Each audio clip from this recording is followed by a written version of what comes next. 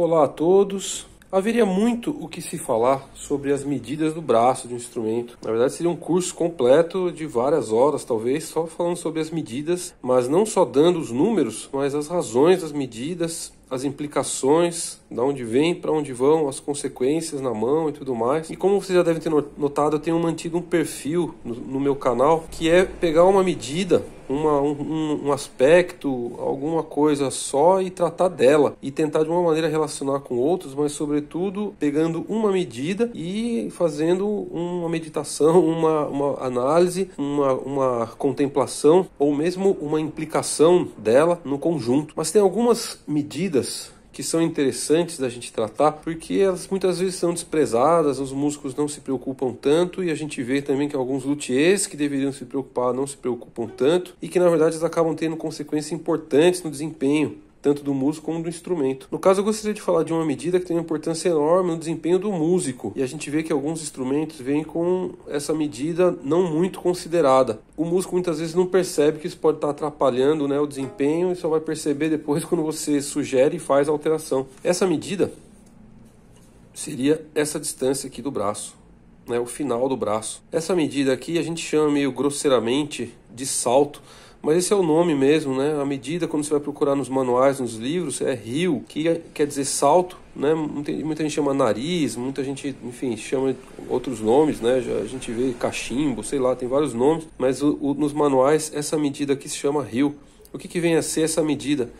Para eu ter uma medida precisa dela, eu teria que considerar exatamente o ponto mais próximo nessa curva aqui da borda do instrumento. E eu não vou fazer uma medida assim 2D não, eu vou fazer uma medida tridimensional mesmo. Então esse compasso está sem ponta, tá? A gente faz isso aqui para não machucar o verniz do instrumento. Mas seria então essa medida até a borda do instrumento, pegando no centro do braço, na parte onde ela teria a menor distância até a borda, né? Essa medida aqui.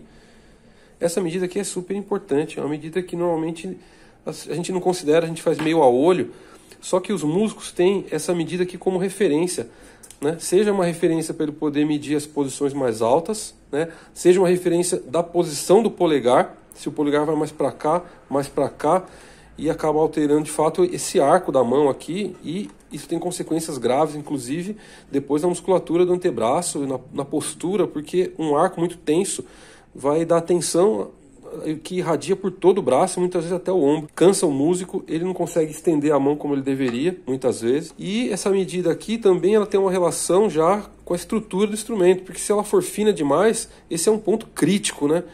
É um ponto de rachadura constante nos instrumentos, de quebra. Quando o instrumento cai, ele faz uma alavanca, ele bate aqui as costas da caixa de cravelhas.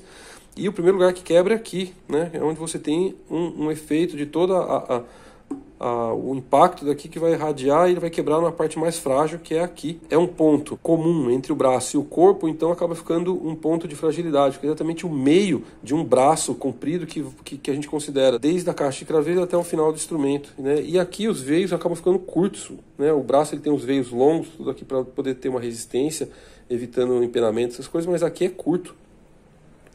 Então é onde vai rachar. Então aqui a gente não pode trabalhar com uma medida fina demais. Seria até interessante para o músico, mas o fato é que na história essa medida acabou ficando um equilíbrio, né, entre essa resistência do braço e esse arco da mão. E essa medida, não só ela é importante na distância dela, mas inclusive o shape aqui, nessa curva aqui, acaba sendo importante, acaba sendo uma medida crítica na hora do músico acomodar a mão.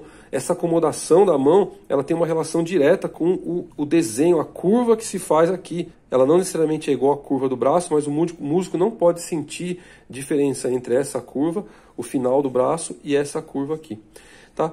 Então essa medida nos violinos, ela normalmente nos manuais vem como 26 milímetros, nas violas 27,5, nos violoncelos aqui sempre 4/4, 44 milímetros, e nos contrabaixos 66, mas nos contrabaixos há uma variação maior. E é claro também que depende um pouco da qualidade da madeira. Se a madeira é muito fraca para um contrabaixo ou para violoncelo, por exemplo, a gente tenta fazer isso aqui um pouquinho mais grosso para uma questão de resistência. Por isso que a gente evita trabalhar com madeira fraca. Então, fica aí mais uma orientação, mais uma indicação. Insisto sempre, inscrevam-se no canal, aguardem as novidades e até um próximo vídeo.